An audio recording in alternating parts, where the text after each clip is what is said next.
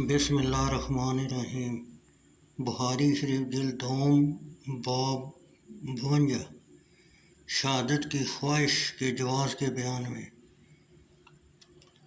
بخاری شریف جلد دوم حدیث نمبر 64۔ حضرت سعید بن مسیب نے خبر دی کہ حضرت ابو ہریرہ رضی اللہ تعالیٰ عنہ نے کہا، میں نے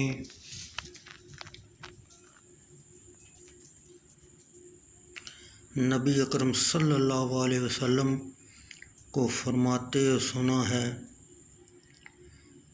مجھے اس ذات کی قسم جس کے قبضہ قدرت میں میری جان ہے، اگر یہ بات نہ ہوتی کہ مومنوں کے دل اس سے خوش نہیں ہوں گے کہ وہ جنگ سے پیچھے رہ جائیں،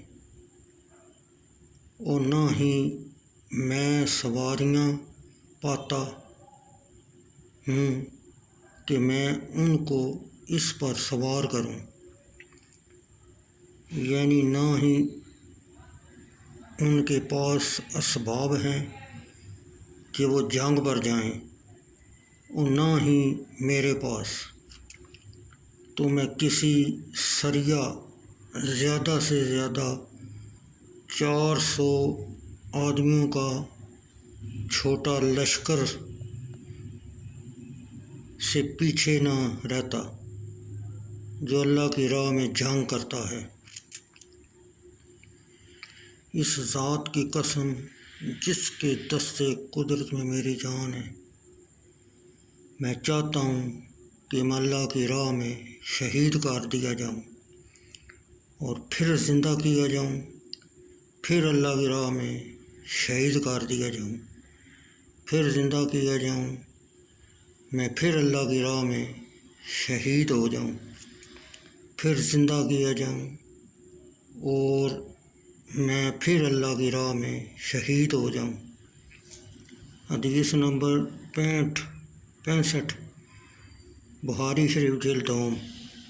حضرت انس بن مالک رضی اللہ تعالیٰ عنہ سے روایت ہے، انہوں نے کہا، نبی اکرم صلی اللہ علیہ وسلم نے خطبہ ارشاد فرمایا اور فرمایا، زید بن حارث رضی اللہ تعالیٰ عنہ نے جھنڈا پکڑا اور وہ شہید ہو گئے۔ پھر جعفر بن ابی طالب نے جھنڈا پکڑا اور وہ بھی شہید ہو گئے۔ پھر عبداللہ بن رواحہ نے جھنڈا پکڑا، وہ بھی شہید ہو گئے۔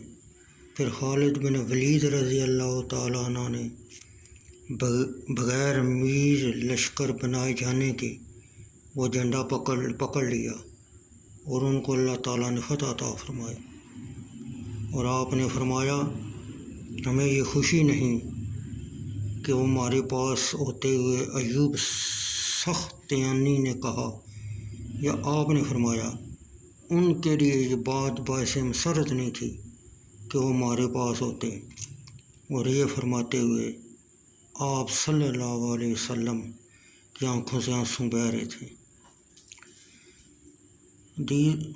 حدیث باب نمبر 53 جلد دوم بخاری شریف۔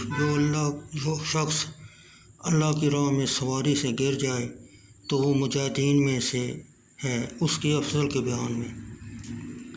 اللہ تعالیٰ کا ارشاد ہے، اور جو اپنے گھر سے نکلا اللہ اور اس کے رسول کی طرف ہجرت کرتا، پھر اسے موت نے آ لیا، تو اس کا ثواب اللہ کے ذمہ پر ہوگا۔